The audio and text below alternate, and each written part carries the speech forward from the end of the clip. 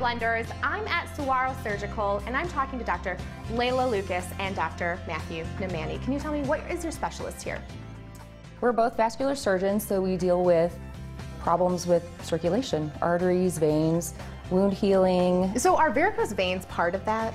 They are. Varicose veins, most people think varicose veins are a cosmetic problem, but they're actually a medical problem. People have swelling, pain, wounds that don't heal. There's many things that varicose veins can do. And what are the options here? I know that varicose veins, you could cut them out. Is that what you do here? Actually, we try to minimize the cutting, so we do more of an minimally invasive treatment. So we do what's called radiofrequency ablation, where you're actually sealing the veins shut instead of doing the old techniques of vein stripping and actually taking the whole vein out. All right, that sounds definitely less painful. What's the downtime like for a patient? It's about an hour. So it takes about an hour to do that here in the office. We do it under local anesthesia, a little bit of sedation. People go home the same day.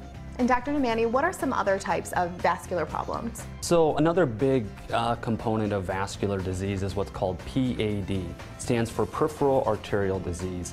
That's basically hardening of the arteries or plaque that builds up in the leg arteries.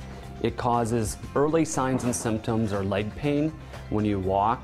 More advanced, if you will, is when you start to get discoloration of your toes, sores and wounds that don't heal. And really the dreaded complication of this is amputations. And that would be pretty much how I could sum it up, is we want to prevent limb loss and amputation. I'm talking to Cynthia Maxey, who is a patient at the Arizona Vascular Specialist at Sahuaro Surgical, and she's going to tell us a little bit about her experience here. So what happened? What brought you in here? I had a very red and sore toe on the right side, and it really frightened me, because my mother had a very similar situation and they had wanted to amputate her leg because she weighed it. And that's what we're talking about, right? Amputation prevention. So why do you think it was so important to come here? Well, I had gone to my primary care and I just happened to mention that my toe hurt and it was red. And he said, my goodness, well, we're going to take care of this right away. And that was in the morning. In the afternoon, I was here getting an ultrasound. And I later found out that I had 100% blockage in my right leg. And the doctors, I saw him the next day, and he said, well, we're going to be opening our own surgical in-house suite. So your ultrasound was here. The suite was opening up. When did, you're the second patient, correct? Yes. So it opened up in April. In April. So it's been around for a little bit. They've had many more patients come through. Are you satisfied with your results? I was looking at your toes earlier and I said, which toe is it? You can't tell. I'm very, very happy. Now tell me, how was the downtime after the surgery? What downtime? They were going to offer me a wheelchair to get out to my car where my ride was. And I said, what wheelchair? I'll walk out of here. Take us through, if a patient comes in, what would happen? I mean, you've got everything right here in one spot, so it makes it very easy. A lot of times patients get referred to us, from their primary care physicians. Sometimes patients will come in because they'll notice, hey, my toe is discolored. I have this wound that just will not go away.